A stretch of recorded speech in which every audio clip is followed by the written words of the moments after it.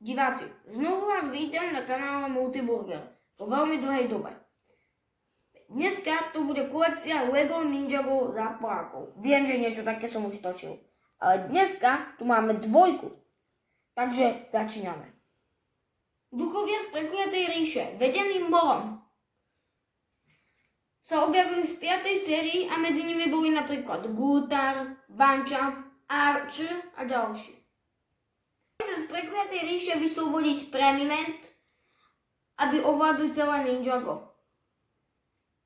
Väčšina z nich sa nakoniec zničila v nekonečnom mori, keďže duchovia neznášajú vodu.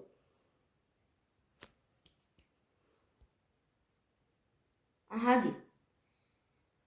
Objavili sa už v prvej rade, ale aj v ďalších, ako napríklad v 9., kedy ich Griffin Turner spomenie, že či by nemohli pomôcť ninjom v odboji.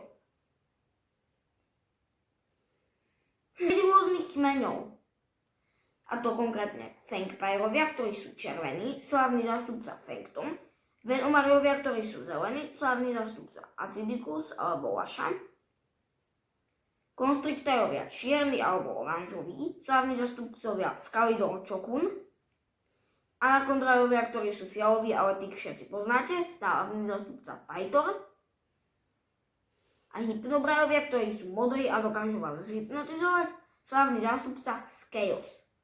Vermilióny boli armádou Akronixa a Kraxa a boli vyrobení z vajíčiek veľkého tlača, slávna zástupkyňa Makia.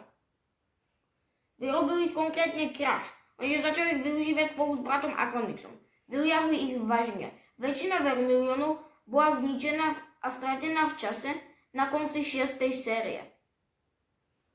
O vermiliónoch ale sa hovorí ešte trošku v 9. sérii, keď Griffin Turner povie, že hadi sa s nimi nebudú chcieť spolčiť, preto lebo vedia, ako hadov časové dvojčatá zneužili. Tuto máme bratov Akronixa a Kraxa. Veľa vám o nich nepoviem, ale musím povedať, že sú to jedni z mojich najobľúbenejších postav. Dokázali ovládať čas a práve vermilióni boli ich armádou. Vytvoril ich konkrétne Krax, u toho máme, ale Akronix ich potom zdokonalil, a to tak, že vytvoril veliteľov, a to Bancha, Regmanga a Makiu, ktorá sa nedá získať v Legu. Fakt škoda. Synovia Garmadonu. Zločineckí motorkári, ktorí sa pokúsili vzkriesiť Garmadona. Najznámejší z nich boli Kilo, Pán E, Ultraviolet a ďalší. Ich šéfkou bola Harumi. Prehrali na konci 9. rady, keď Lloyd Garmadona pripravil o jeho schopnosti. Keď Kilo, ku ktorému ju aj mám, použije masku Oni, zastav video. Dokáže pomocou myšlienok manipulovať s predmetmi, čo sme videli napríklad v dieli Had Jaguar, keď poslal kamene na Zeyna. Ukážem vám aj nejaké ďalšie skupinky zloduchov, aj keď o nich niečo viete, nepoviem vám o nich žiadne informácie, lebo by to bolo príliš asi pre vás zdĺhavé, ale ukážem vám aj niekoho ďalšieho. Asi ich už všetci poznáte, keďže väčšina fanúšikov Ninjagov pozeráva Ninjago Dračí povstanie a tam títo vodci hrajú dosť rolu.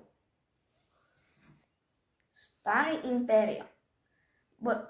Chytali draky, aby mala Beatrix a Imperium dosť dračej energie. Lenže potom Beatrix neskôr zradila rasa aj drápy. Drápy skončili potom, čo bola Beatrix porazená na konci 17. série. Zakázaná Petra.